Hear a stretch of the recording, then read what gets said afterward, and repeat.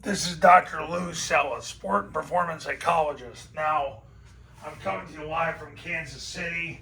I'm returning from my second camp of the summer, or the second camp of 2024, I should say.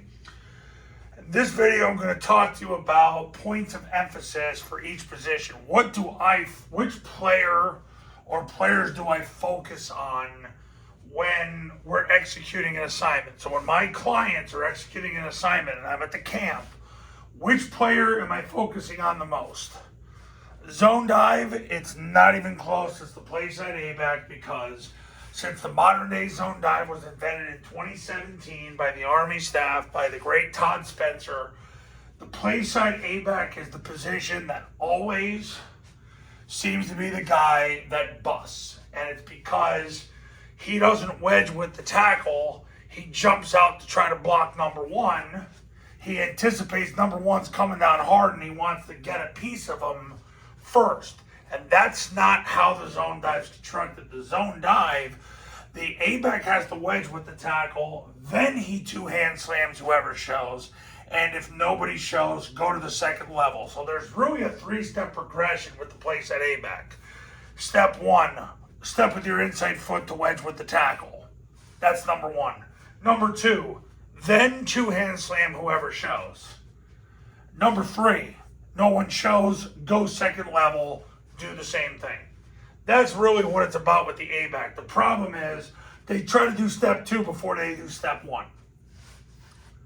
That's the problem. So I always focus on the play side A-back with zone dive. Number two, midline triple option, the quarterback.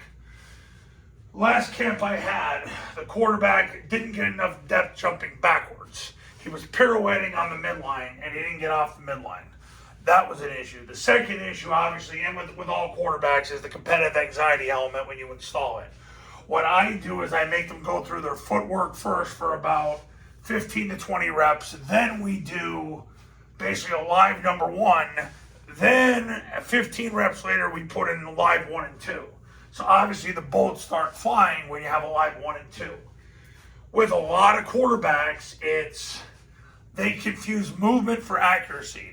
Ivan Jasper taught me this many, many years ago, and it holds true. It's the best advice I ever got about reading number one and number two. It really, when it comes to canceling number one in particular, it's quarterback jumps back, points the ball. It's the B's ball unless number one cancels the B. How does number one cancel the B? He's got to come flat down the line. If he comes up the field, you hand the ball off. Even if he comes up the field fast or a little diagonal, doesn't matter. The only way he's going to be able to tackle the B back is if he could actually get his head across the ball. Learned that from Ivan Jasper. Ivan Jasper and Ashley Ingram are the two biggest influences in my football life, and holds true to this day. So the quarterback gives the ball unless number one can cancel the B. So mid-triple, it's about the quarterback, and I spend a ton of time on the quarterback. I tell the coaches at every camp, zone dive, I'm focusing on the place at A-back, you got the rest. Mid-triple, I'm focusing on the quarterback, you got the rest. Trap, it's the backside guard who's the trapper, and it depends where the first play side defensive lineman is past the guards, because you trap from a two technique out. So if the player we're trapping is a two or a three, I'm focused on the play side guard. If it's a 4-eye, I'm absolutely focused on the play side tackle because he's got to sweep and clear it.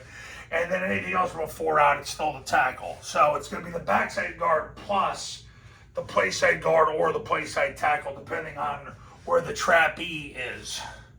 Toss, it's the quarterback. For the 26 years I've taught rocket toss, the quarterback's the one that makes the greatest mistake.